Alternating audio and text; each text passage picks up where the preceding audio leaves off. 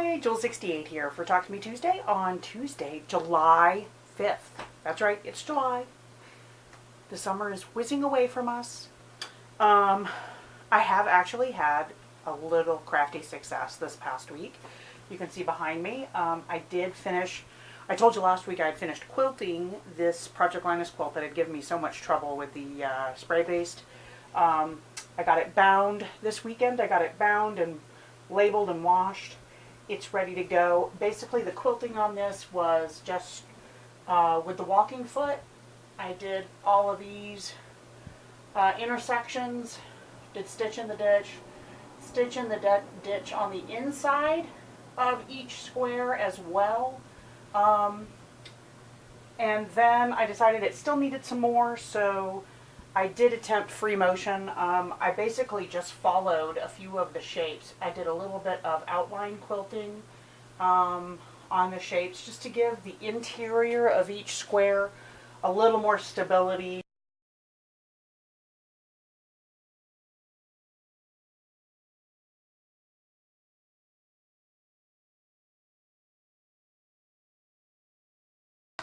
That is done. Our Project Linus meeting for July is this Saturday. That will be turned in. That will put me at 7 donations for the year, and this is the 7th month, so I'm right on track to hit my goal of 12 blankets. Birthday blocks. I have not finished any new birthday blocks. However, one of the ladies in my group was wanting to do the row by row. Well, she wasn't doing the row by row, but she was collecting the license plates from, if you're in the States, you might be familiar with this program. It's started a few years back, but each state has, each quilt store in a state that is participating has a license plate, a fabric license plate made up that's unique to that store.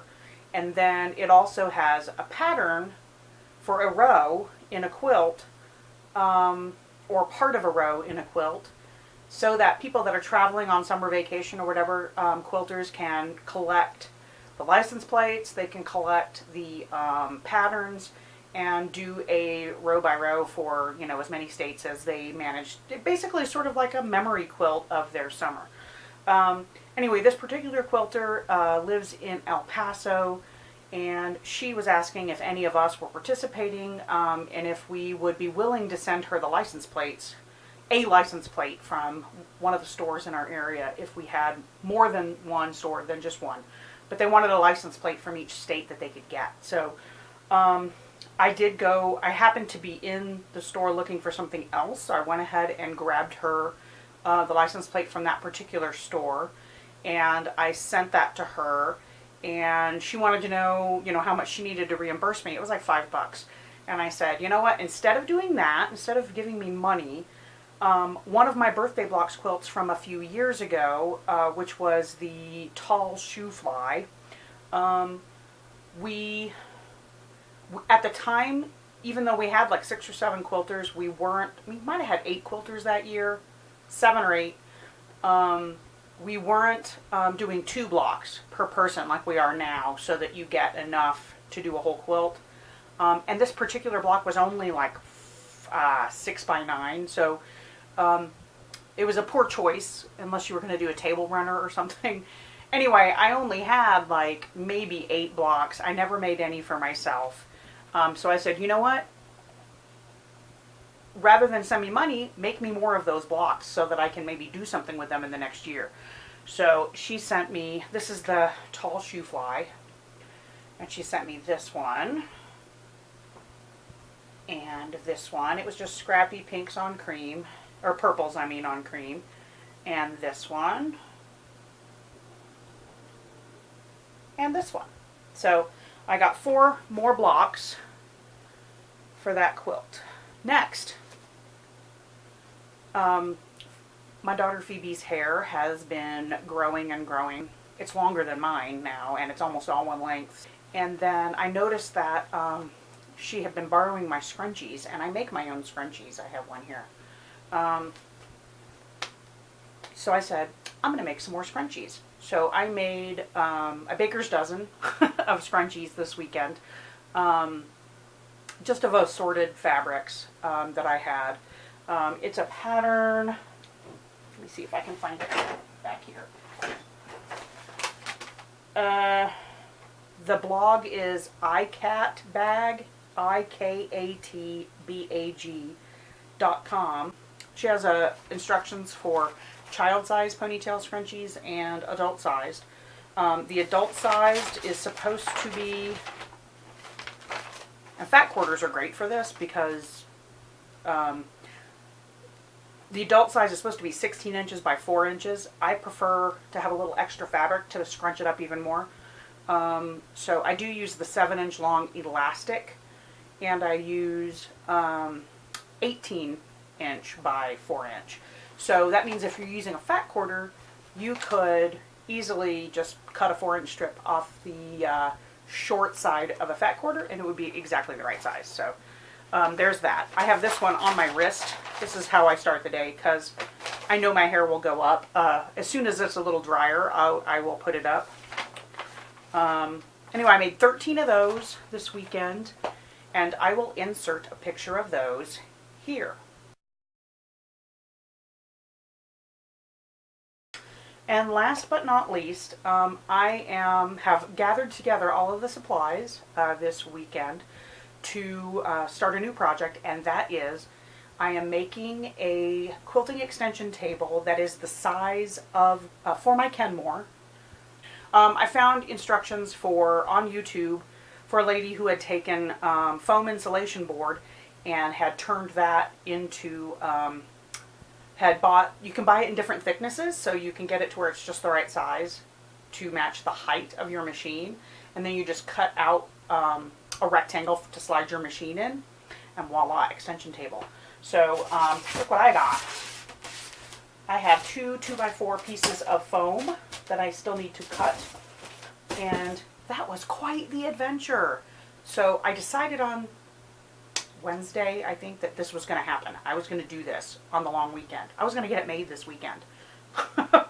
So I went to Home Depot, and well, I looked online first, and Lowe's didn't seem to carry as much of it in stock. You had to order it, and it was more expensive. So even though I prefer Lowe's to Home Depot, I thought, well, Home Depot says they have 8 sheets of already, this is 1.5-inch foam, 1.5-inch foam thick by, and 2 feet by 4 feet wide, which is exactly what I needed. So they said they had 8 sheets in stock. So Thursday I go on my lunch break. I race over to Home Depot. I go back to where the foam is, where the insulation is, and the building materials, and find the shelf where it's supposed to be, and it's empty. And I'm like, all right, you can't tell me they sold 8 sheets. So then I started looking around for other things, and finally just went and asked somebody. And they said, yeah, it does say we have it, but you know what? It got delivered this morning, so it's still probably sitting out back on a pallet, and it won't be on the shelf until tomorrow.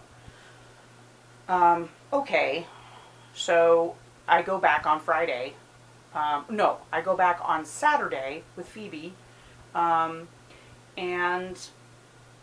they have a bunch of foam stacked up 2x4 sheets in the area where it should have been, but they were more 1/2-inch sheets. And I was like, and there was 8 of them, and I said, you know what, I bet they coded these wrong, but I don't know, I've had it with this place. So I left, and I was in a huff. So Sunday morning, I go online, and it still says they have 8 sheets of 1.5-inch thick foam. And I said, all right, I'm just going to order it online. It says they have it in stock, and I will pick it up in the store. It doesn't cost anything extra. Pick it up at the customer service counter. They'll text me when it's ready.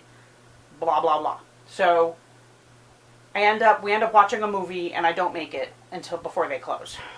So yesterday morning, Ken and I go to Home Depot, and we go to customer service, and I was positive that it was not going to be what I ordered, but so be it. I'll give it a shot. I thought maybe it's in the back somewhere. I don't know. So they said, here's your order. It was 2 2x4 sheets of 1/2-inch thick foam, exactly with the stuff that was on the shelf. And I said, this isn't what I ordered. Yes, it says right here. And I said, I ordered 1.5-inch thick foam. This is 1/2-inch thick foam. I need 3 inches total of foam, and I'm not putting 6 of these together. So they start checking, they measure it, because of course I don't know what the hell I'm talking about. And lo and behold, it is, of course, exactly as I say, it's 1/2 inch thick, but I bought 1.5 inch thick. So they go to the back.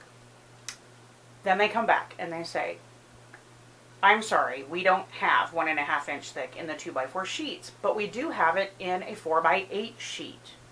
Can we give you that instead? And I said, okay, I'm in a hatchback. I cannot fit this in my car. We will cut it for you, they said. And I'm like, all right, so you can cut it to 2x4 for me so that I can put it in the car. Yes. So they're going to cut it for me. And then they said, I'm like, well, how long is that going to take? Well, I got to find somebody to go cut it, blah, blah, blah. And they said, I tell you what, I said, well, what's the difference in price between the 4x8 sheet? Well, it's $17.98, but we're not going to charge you anything for it. And I said, oh, I'm just going to get it for the same price as, the original order that I already paid for. No, we're going to refund what you already paid, and we're going to just give you this for free, for your time and patience. And I'm like, okay, sure, why not? So the guy comes from the back finally. I mean, we had to wait like 20 minutes. The guy came from the back, asked me what size I wanted. I said, I need 2 2x4 sheets. That's all I need of the 1.5 inch. Okay, I can cut that. So they only sell it by the whole sheet. So he comes out with my 2 2x4 sheets and then a leftover hunk of what was left of the thing, which I'm still not sure will fit in my car. But it was free. So I said, okay, so instead of paying, $10 for my 2 things that I ordered, they refunded all of that. And for my time and trouble, they just gave me what I wanted for free and cut it for me and everything. So I have to say, at least they have good customer service in that sense. So my project just ended up being that much cheaper because I only have the gas that I spent to go over there 3 times. So I have my 2 sheets. It was quite a fun task getting the other sheet, which was closer to 4 feet wide, into the car, and Ken ended up having to break 2 of the corners off to fit it into the car. Yeah, that was fun. And of course, then there's like styrofoam hunks all over my car, so I had to vacuum the car when I got back. But I have my phone, damn it. So after this ordeal, I wasn't interested in working on it anymore. So the other part of my plan is, of course, the foam is not going to be, it needs to be slick, right? That's the idea. You want the quilt to slide around while you're doing free motion quilting. Okay, so the surface of the foam needs to be slick. So I'm going to cover that. I'm going to try it with just this metallic bit first. And if that's not slick enough, I'm going to put contact paper on top because that should be nice and slick. Then, instead of I didn't want to spend the money for a Supreme slider and have to wait for it to come in and blah, blah, blah. So I had seen online where people had used Teflon oven liners instead and just cut a hole for their needle. And then they would just use the blue tape the painter's tape to tape it down, and then when they need to change the bobbin, they can just take it off. So I thought, well, I'll do that. But the oven liners I found at Target didn't feel very slippery on top. But then I found these. This is Range Clean, durable, nonstick, and reusable gas stovetop liners. Now I have an electric stove. These go in the base of your gas burners. Anyway, I don't know if you can see that picture right there, but they already have, they're 10 3/4 by 10 3/4 square, and they have a 2.875 inch diameter hole right in the center, which is where your gas jet is supposed to come up. So I don't even have to cut a hole in them. All I have to do is center them over the plate and tape them down, and we're good to go. So this box of 5, this is a 5-pack, this box of 5 cost me $10. The foam didn't cost me anything. So yeah, that's all ready to go. I just have to take care of a couple of other things. I do need to get the August birthday block done before I start on this. I'll just use my Singer for that because I have a 1/4 inch piecing foot. She doesn't want me to use my paper piece pattern because I simplified the pattern a lot And she really wants it to look, she really wants all of her blocks to look similar and have the same triangles in the same places and blah, blah, blah. I could understand that if it wasn't just a two-color pattern where it was just like a diamond, basically a green diamond, a green hollow diamond on top of a white background.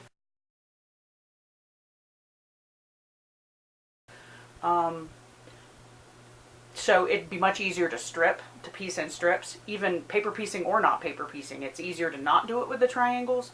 She really wants the triangles because everyone else is doing it. So she picked like the most complicated way to make the pattern. That's okay. I'll do it. I have a 1/4 inch piecing foot for the singer. I will do it on the singer, and then I'm going to put the singer away and make some room so that I can work on this table and get it done. I'm going to have to edit the crap out of this because this is way too long a video. I look forward to watching all of your videos, and I will see you next week. Bye! I outlined maybe like the shoe, and I outlined these mouses. I outlined the mice.